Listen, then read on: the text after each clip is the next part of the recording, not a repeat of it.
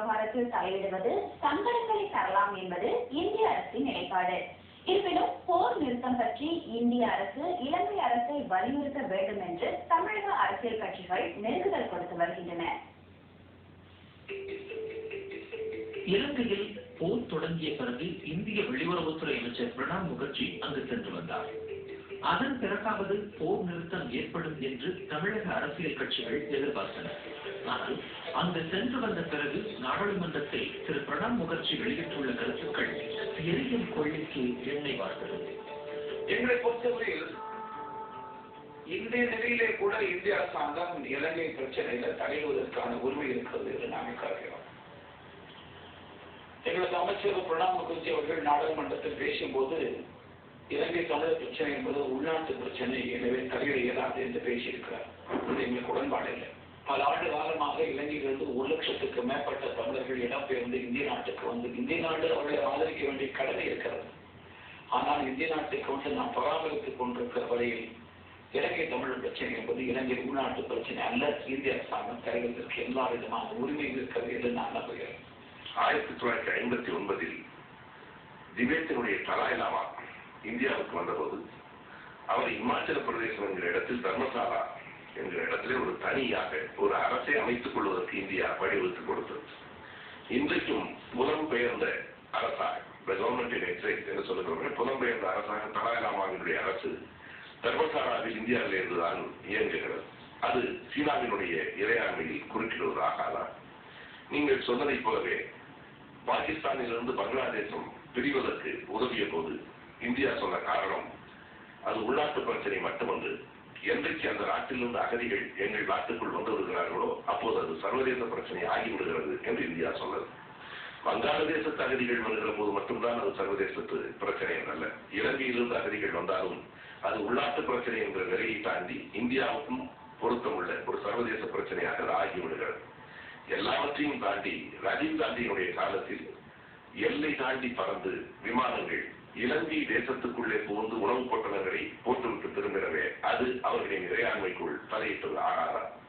எனவே அவர்கள் விரும்பினால் இன்னொரு தேசத்திற்குள் தலையிடலாம், விரும்பவில்லை என்றால் இறையாண்மையை காரணம் காட்டலாம் என்பதாகத்தான் அந்த உண்மை இருக்கிறது.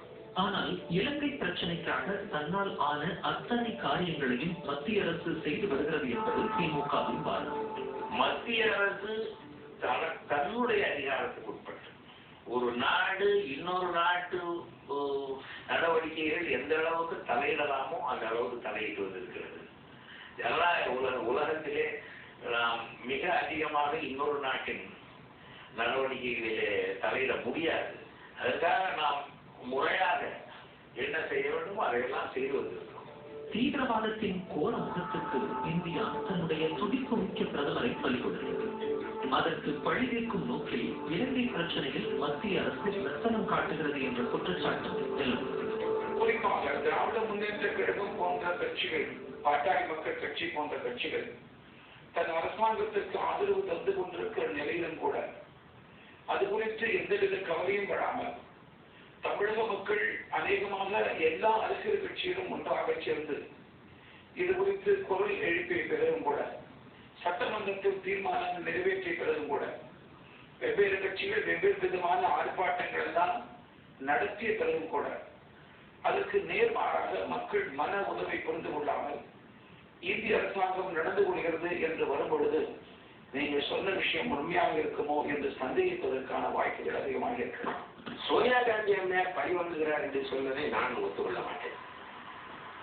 அந்த அளவுக்கு அப்படிப்பட்ட ஒரு பெண் என்று நான் நினைக்கவில்லை. ஆனால் இயல்பாக அப்படித்தான் சொல்ல தோன்றும். அதாவது இவங்க சேர்த்தாங்க, இப்போ பழி வாங்கறதுக்கு நல்ல சந்தர்ப்பம் இல்லையா?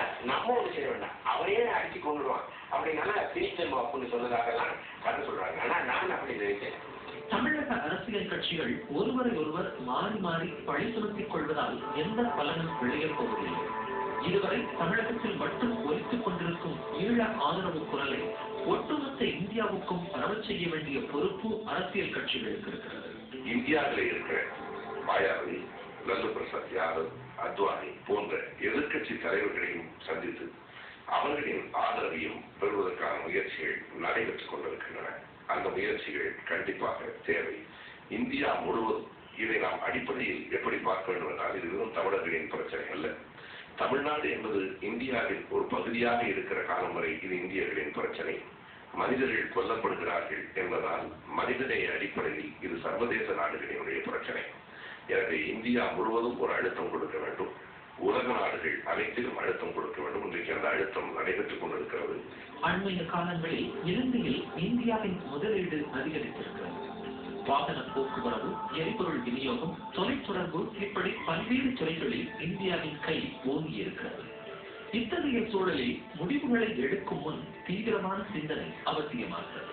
இப்ப நம்ம இலங்கையை பாதிக்க முடியாது, இதற்கு சமாதான தீர்வு காண வேண்டும். ஆனால் போரை நிறுத்தப்பா பிறகு மற்றதை பேசுவோம் என்று சொல்லலாம். அது அந்நிய நாட்டு தலையீடுன்னு சொல்ல முடியாது.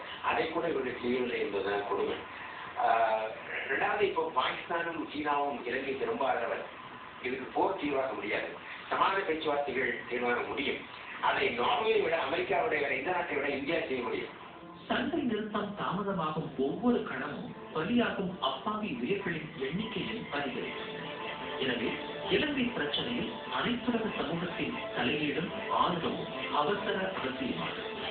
எங்களுடைய ஒரே முயற்சி மத்திய அரசை வலியுறுத்தி, இந்திய அரசை வலியுறுத்தி அவர்கள் அந்த அங்கே உள்ள தமிழர்களை காப்பாற்ற செய்வதுதான். அதற்காக என்ன முயற்சிகள் நாங்கள் மேற்கொண்டால் அங்கே இலங்கையிலே இந்தியர்கள் தமிழர்கள் காப்பாற்றப்படுவார்களோ அந்த முயற்சிகளை எல்லாம் மேற்கொள்வோம். இப்பொழுது எதையும் திட்டமிட்டு செய்யவில்லை. எங்களுடைய வலியுறுத்தலுக்கு, எங்களுடைய கோரிக்கைக்கு, எங்களுடைய வேண்டுகோளுக்கு மத்திய அரசு செவி சாய்க்கும் என்ற நம்பிக்கையிலே நாங்கள் இயங்கிக் கொண்டிருக்கிறோம். இப்ப தேவை நிதானம், இப்ப தேவை டிப்ளமசி, காட்டியிருக்கிறோம். இப்ப தேவை கன்வின்சிங் பவர், எடுத்து சொல்லி காரியம் சாதிக்கும் சக்தி. அது இருந்தால் இது நடக்கும். இல்லாட்டி இப்படியே ஒருத்தர் நீ பெரியவனா நான் பெரியவனா என்று சிந்து முடிகிறதிலேயே காலம் நேரம் விளைப்போம். அந்த வீணாகும் ஒவ்வொரு கணமும் அந்த உயிர் செத்துக்கிட்டு இருக்கு. இதை மாற்றி ஞாபகம் வச்சுக்கிட்டா நல்ல நடக்கும். இலங்கை தமிழர்களுக்காக பரிதாபப்படும் நாங்கள் பல்வேறு நாடுகளும் இதில் தலையிட்டு மனித உரிமையை நிலைநாட்ட வேண்டும் என்ற கோரிக்கை வைத்துள்ளோம். ஆகவே அப்படி ஒரு ஆதரவு கிடைத்தால் மேலும் அது நம் வெற்றி பெற உதவும். சுமார் 30 ஆண்டுகளுக்கு மேலாக இலங்கை பிரச்சனை தொடர்ந்து வருகிறது. அவ்வப்போது நடக்கும் போர்களால் பெருமளவு பாதிக்கப்படுவது அப்பாவி பொதுமக்கள் தான். போரில் ஈடுபட்டது போல் மனித நேயத்தோடு இந்த உண்மையை உணரத் தொடங்கும் போது இலங்கையில் அமைதிக்கு மலரும் அந்த நம்பிக்கையோடு நிறைவை நாடுகிறது இன்றைய எதிரொலி நிகழ்ச்சி பற்றிய நிறைகுறைகளை பகிர்ந்து கொள்ள